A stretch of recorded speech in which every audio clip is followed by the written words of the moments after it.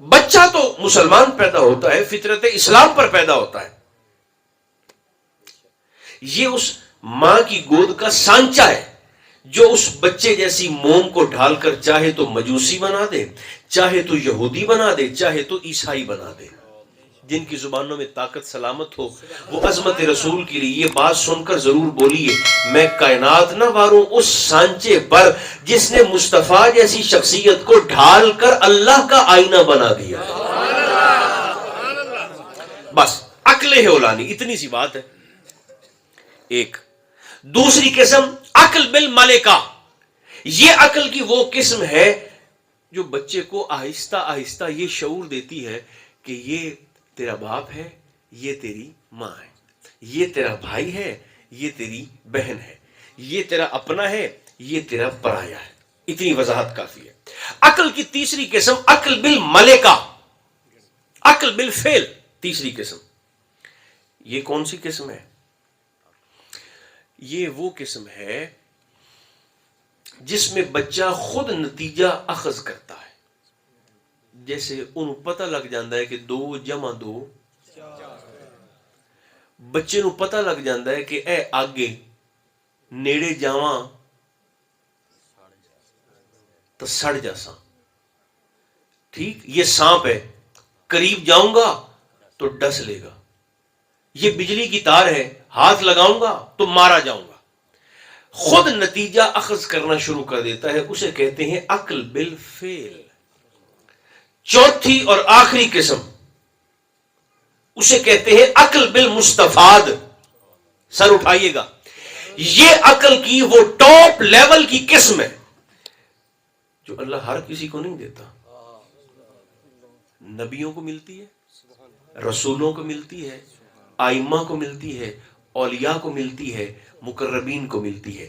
یوں سمجھیں کہ جسے اللہ عقل بالمستفاد عطا کر دے اس کی آنکھ نہیں رہتی، لوگوں کے ڈی این اے کو ٹیسٹ کرنے کی مشین بن جاتی ہے۔ لوگوں کی نیت اور لوگوں کی حقیقت اس شخص پر کھول دی جاتی ہے جس شخص کو اللہ عقل بالمستفاد عطا کر دے۔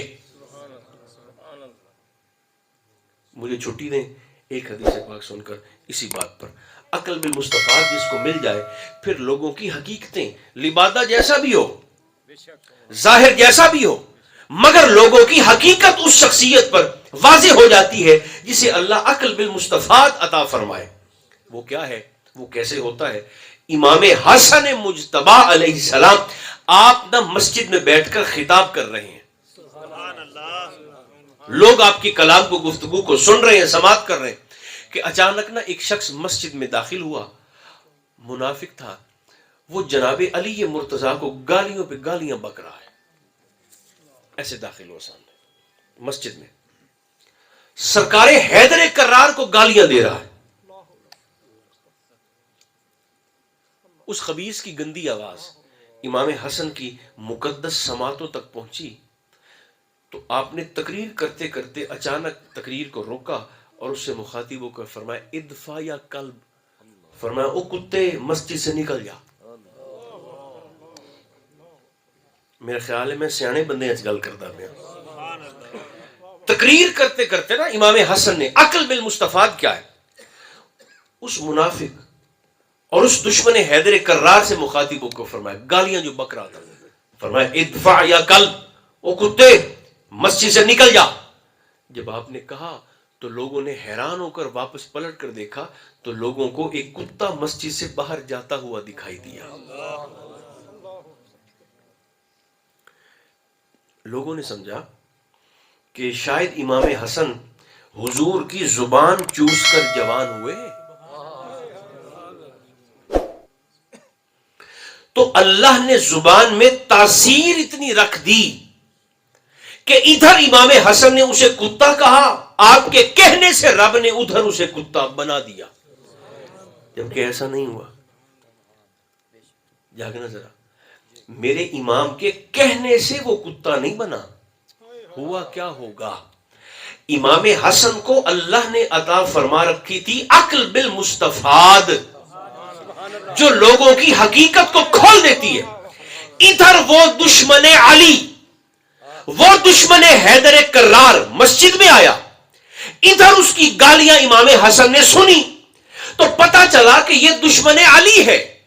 ادھر امام حسن نے سوچا کہ اللہ نے مجھے عقل بالمصطفیٰ عطا کی ہے, میں ذرا لوح محفوظ پر نگاہ ڈال کر دشمن علی کی حقیقت تو دیکھو. یہ صرف اسی کے متعلق نہیں تھا, یہ ہر دور کے دشمن علی کے متعلق ہے. لیکن آپ تھکے تھکے, میں تو ڈیوٹی اپنی ٹھیک ٹھیک کر رہا ہوں. آپ کی یہ پہلی حاضری ہوگی تو میری تو یہ 7ویں حاضری ہے, تو تھکنا تو مجھے چاہیے, مگر میں ممبر پر پوری ایمانداری سے اپنی ڈیوٹی دے رہا ہوں. چونکہ آپ نے ممبر کا جتنا وقت مجھے عطا کیا ہے, میں نہیں چاہتا کہ میں آپ کے وقت کو ضائع کروں.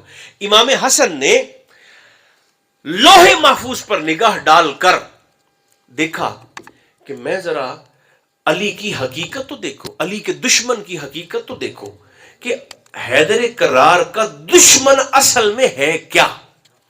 آپ نے جب ایسے نگاہ ڈالی نا لوح محفوظ پر, تو اللہ نے جو عقل بالمصطفیٰ عطا فرما رکھی تھی اس کی حقیقت کو ادھر دیکھا اور ادھر پھر اس شخص کو دیکھا. ہوا کیا, اس بندے کی حقیقت پر جو انسانیت کا پردہ پڑا ہوا تھا, میرے امام نے نشتر امامت سے اس پردے کو چاک کر کے لوگوں اس کی حقیقت لوگوں کی نظروں کے سامنے کھول دی. تو بھائی عقل کی تو 4 قسمیں ہیں, تو آپ سرکار کی عصمت کے متعلق کسی ایک ہی قسم کا استعمال کر لیں. اپنی عقل کے گھوڑے سرکار کی عصمت کے متعلق مت دوڑائیں. میری گزارش یاد رکھیے گا, جو شخص حضور کی عظمت کی چادر پر ہاتھ ڈالنے کی کوشش کرتا ہے, قدرت کی طرف سے پہلی سزا یہ ملتی ہے, رب اس کی مت مار دیتا ہے, اس کی عقل ماری جاتی ہے, وہ لوگوں میں تماشا بن جاتا ہے, جیسے مسیلمہ کذاب بنا. آخری روایت, یہ وہ بدنصیب ہے جس نے حضور کی زندگی میں نبوت کا دعویٰ کر دیا تھا. تو ایک صحابی رسول چلے گئے, کہنے لگے کہ نبی تو صاحب معجزہ ہوتا ہے. اس نے کہا میرے پاس بھی معجزہ ہے. حضور کے صحابی فرمانے لگے اگر تو واقعی صاحب معجزہ ہے تو جس رسول کا میں نے کلمہ پڑھا ہے, ان آنکھوں سے میں نے دیکھا کہ میرے نبی نے درخت کو اشارہ کیا, وہ جڑیں گھسیٹ کر حضور کی بارگاہ میں حاضر ہو گیا, اگر تو بھی نبی ہے تو وہ جو سامنے درخت ہے اسے بلا. لو پیر صاحب یار جڑے میرے نال آئے ہو, چلو کم از کم تساں تو بولو.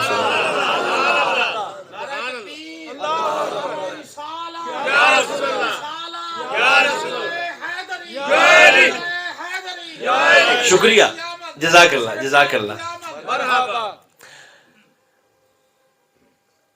یہ کہہ رہی شروع نہیں ہوندے, جو ہو جاؤ تو پھر رکدے نہیں ہو. یہ بھی آپ کا پیار ہے. اچھا دیکھیں نا, صحابی رسول نے کہا تو بھی اگر نبی ہے تو وہ جو سامنے درخت ہے اسے بلا. تو مسلمہ کہنے لگا یہ کون سی مشکل بات ہے, ابھی لو. اس نے اشارہ کر کے کہا آ جا. اس نے نہ آنا تھا نہ وہ آیا. اس نے دوسری بار کہا آ جا, نہیں آیا. تیسری بار کہا آ بھی جا, نہیں آیا. جب 3 دفعہ بلانے کے باوجود نہیں نہ آیا, رب تماشا کیسے بناتا ہے. چوتھی بار یہ خود چل کے درخت کے پاس چلا گیا اور حضور کے صحابی سے کہنے لگا ہم جو نبی ہوتے ہیں نا, ہمارے اندر تکبر نہیں ہوتا, وہ نہیں آ رہا تو کیا ہوا, میں خود چلا جاتا ہوں اس کے پاس. چلو بولے نہیں ہو, ہنس پے ہو بھی تھوڑی مہربانی. یہ تو جشن کا, یہ تو یقین جانے جشن کی محفل ایسی ہے, میں کہتا ہوں کہ ادھر بیٹھنے والوں کے چہروں پر ہنسی آتی ہے, ادھر نیکی کا فرشتہ مصروف ہو جاتا ہے, مسکرانے پر بھی ثواب ملتا ہے. مگر اب تو رات بھی گئی اور بات بھی گئی, بس ختم ہو گئی. میں بھی کوشش کروں, آپ بھی مہربانی فرمائیں, کثرت کے ساتھ سرکار کی ذات پاک پر درود بھی پڑھا جائے اور سلام بھی پڑھا جائے. میرے بھائیوں, درود و سلام سے بڑی اور مقبول عبادت حضور کی شریعت میں دوسری ہے ہی کوئی نہیں. دکھاوے کی نیت سے بھی پڑھے نا, ایسے تسبیح پکڑ کرنا کہ بندے کہیں بھئی واہ بڑی تسبیح پڑھتا ہے. دکھاوے کی نیت سے بھی پڑھے, ریاکاری کی نیت سے بھی پڑھے, تو اللہ فرماتا ہے تیری گندی نیت کو نہیں دیکھوں گا, تیری زبان پر آنے والی حضور کے لیے رحمت کی دعا دے کر قبول فرما لوں گا. ویسے یہ جس نے بھی کام شروع کیا بڑا اچھا شروع کیا ہے.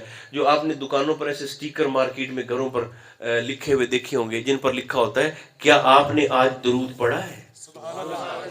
تو بندہ اگر روٹین میں بھول بھی رہا ہو تو وہ تحریر پڑھ کر بے ساختہ زبان پر درود و سلام کی خوشبو آ ہی جاتی ہے.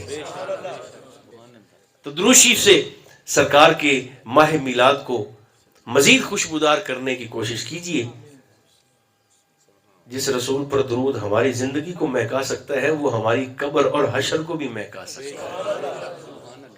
اللہ اہتمام کرنے والے اور شرکت کرنے والے تمام دوستوں کو بے پناہ اجر عطا فرمائے. ہم سب کا خاتمہ بھی ایمان پر فرمائے. صلی اللہ تعالی علی خیر خلقہ محمد و آلہ و اصحابہ اجمعین.